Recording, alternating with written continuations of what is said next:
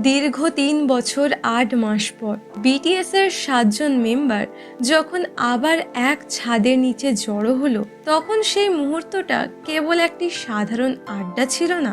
রান্নাঘরের হাসি ঠাট্টা থেকে শুরু করে ডাইনিং টেবিলের গভীর আলোচনা, সব মিলিয়ে তারা যেন আমাদের নিয়ে গেল এক পুরনো স্মৃতির পাতায়।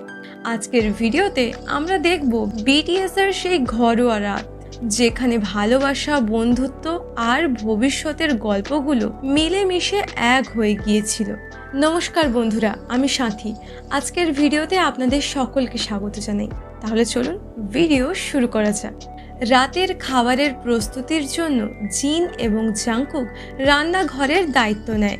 ফ্রিজ থেকে জিনিসপত্র বের করার সময় একটি বিশাল আকৃতির পেঁয়াজ দেখে জাংকুক অবাক হয় আর জিজ্ঞেস করে, পেঁয়াজটা এত বড় কেন? জিন হেসেই সেটা কাটতে শুরু করে। রান্নাঘরে যখন তোড়জোড় চলছে, ড্রয়িং রুমে তখন সুগা, আরএম আর জিমিন খুব আয়েশ করে বসে আছে। সুগা তার ফোনে অন্য একটি আইডল গ্রুপ 2 PM এর নিজস্ব কন্টেন্ট নিয়ে কথা বলছিল। মেম্বারদের মধ্যে তখন খুব শান্ত ও ঘরোয়া পরিবেশ কাজ করছিল। আবারও রান্নাঘরে ফিরে দেখা যায় জাংকুক খুব মন দিয়ে পেঁয়াজ কুচি করছে। জিন তাকে রেসিপি বুঝিয়ে বলে যে এই পেঁয়াজ কুচি আর চোজাং সস একসাথে মিশিয়ে ঝিনুক বা স্ক্যালপসের ওপর বিছিয়ে দিতে হবে এবং সবশেষে প্রচুর চিজ দিয়ে দিতে হবে।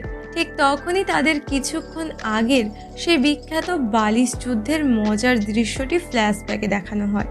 এদিকে লিভিং রুমের মেঝেতে গোল হয়ে বসে আরএম, জেহোব, জিমিন আর ভি তাদের ঐতিহ্যবাহী খেলা ইউথ নরি শুরু করে। খেলার উত্তেজনা বাড়াতে জিমিন একটি অদ্ভুত বাজির প্রস্তাব দেয়। সে বলে যে এই খেলায় হারবে তাকে শুধু অন্তর্বাস পরে বাইরে গিয়ে 5 সেকেন্ড শুয়ে থাকতে হবে। এই পাগলামি শর্ত শুনে সবাই হাসিতে ফেটে পড়ে। রান্নার শেষ পর্যায়ে জাংকুক কাঁচা পেঁয়াজ আর সসের মিশ্রণটি একটু চেখে দেখে এবং জিনের কাছে জানতে চায় ডিশটি ঠিক আছে কিনা। জিন তখন স্বাদ বাড়াতে আরও কিছুটা সস আর চিজ যোগ করে দেয়। ওদিকে বোর্ড গেমের আসরে আরএম জিততে শুরু করায় সে খুশিতে চিৎকার করতে থাকে। জাংকুক দ্রুত পেঁয়াজ পাতা কাটতে কাটতে বলে, স্বাদ যেমনই হোক, আজ তারা এটিই খাবে। লিভিং রুমে মেম্বারদের মাঝে ইউথ নরি খেলার পর দ্য ভিঞ্চি কোড নামে একটি নতুন বুদ্ধির বোর্ড গেম শুরু হয়। জেহোব খুব সিরিয়াসলি খেললেও এক পর্যায়ে সে তার নম্বরগুলো পুরোপুরি ভুলে গিয়ে বিভ্রান্ত হয়ে পড়ে, যা দেখে জিমিন আর ভি হাসাহাসি শুরু করে। সুগা পাশ থেকে পুরো খেলাটি মনোযোগ দিয়ে দেখছিল। এদিকে রান্নাঘরে জাংকুক খুব যত্ন করে ঝিনুক বা স্ক্যালপসগুলো পরিষ্কার করছিল। সে মজা করে বলে যে বালি থাকলেও সমস্যা নেই, সে প্রয়োজনে মুখ হাঁ করে সব ধুয়ে নেবে। ওদিকে পেঁয়াজ কাটতে গিয়ে জিনের চোখ জ্বালা করায় সে মজার ছলে কান্নার ভান করতে থাকে। লিভিং রুমে যারা খেলছিল তারা হঠাৎ খেয়াল করে যে জিন আর জাংকুক একাই সব রান্নার কাজ সামলাচ্ছে। জিমিন তখন অপরাধ বোধ থেকে বলে যে এই রাউন্ড শেষ করে তারা সব পরিষ্কার করার দায়িত্ব নেবে। এরপর বাইরে বারবিকিউ গ্রিলের দৃশ্য দেখানো হয়, যেখানে জিন আর জাংকুক পর্ক বেলি আর চিজ ঝিনুকের ডিশটি তৈরি করছিল। জিন সসটি চেখে দেখে, জানায় যে এতে আরও কিছুটা চিনি আর মশলা প্রয়োজন। খাবারের ঝাল বাড়াতে জাংকুক ভেতর থেকে কিছু ছং ইয়াং মরিচ কেটে নিয়ে আসে এবং গ্রিলের ওপর থাকা খাবারের পাত্রে সেগুলো মিশিয়ে দেয়। এরপর সে সেই পাত্র থেকে এক টুকরো খাবার মুখে দিয়ে খুব আত্মবিশ্বাসের সাথে বলে যে মরিচগুলো একদমই ঝাল নয়। কিন্তু ঠিক কয়েক সেকেন্ড পরই ঝালের চোটে তার অবস্থা খারাপ হয়ে যায়। জিন তাকে দেখে হাসতে হাসতে বলে যে এই মরিচ কখনো ঝাল ছাড়া হয় না। খাবারের চমৎকার গন্ধে মুগ্ধ হয়ে জেহোব আর জিমিন রান্নাঘরের সামনে এসে মোনালিসা গান গাইতে গাইতে নাচতে শুরু করে। সবশেষে গ্রিলের আগুনের শিখায় ঝলসানো মাংস আর চিজের ডিশগুলো যখন ডাইনিং টেবিলে সাজানো হয় তখন খাবারের সেই রাজকীয় চেহারা দেখে বাকি মেম্বাররা রীতিমতো অবাক হয়ে যায়। সবাই মিলে ডাইনিং টেবিলে রাতের খাবার খেতে বসে।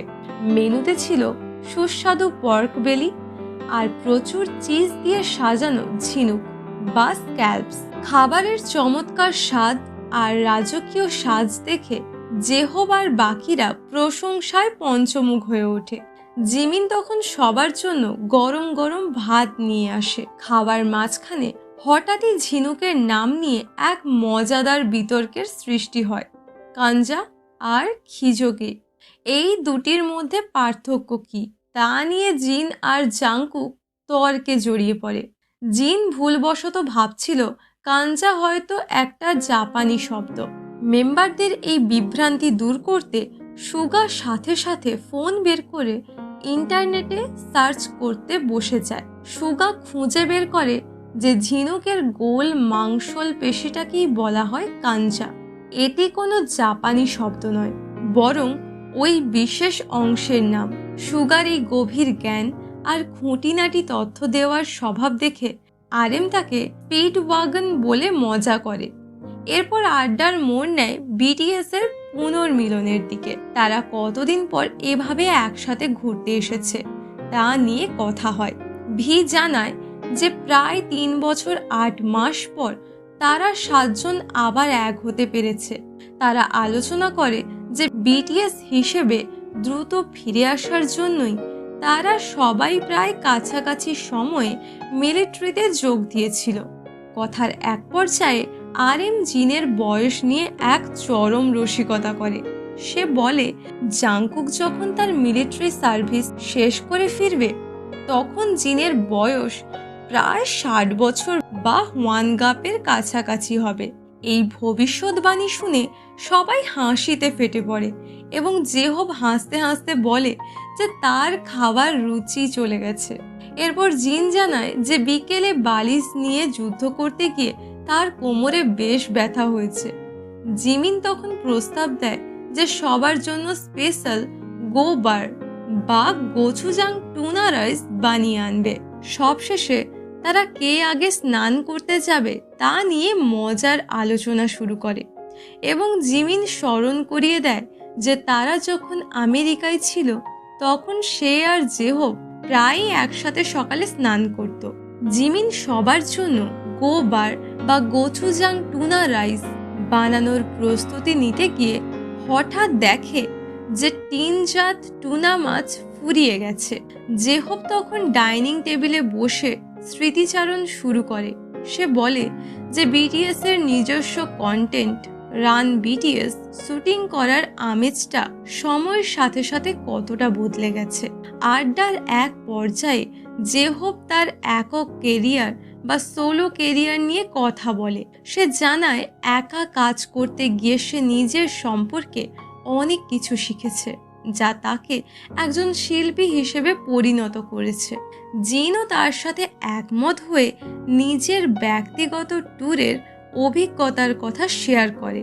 জিন জানায় একা স্টেজে দাঁড়িয়ে মেন্ট দেওয়া বা দর্শকদের সাথে কথা বলা ছিল ভীষণ চাপের আর একঘেয়ে।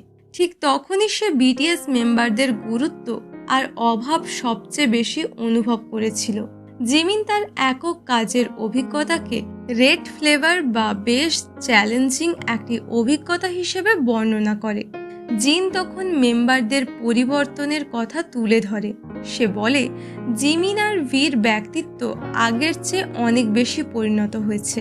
বিশেষ করে ভি এখন অনেক বেশি আত্মবিশ্বাসী এবং যে কোনো বিষয়ে নিজের মতামত খুব জোরালোভাবে প্রকাশ করে।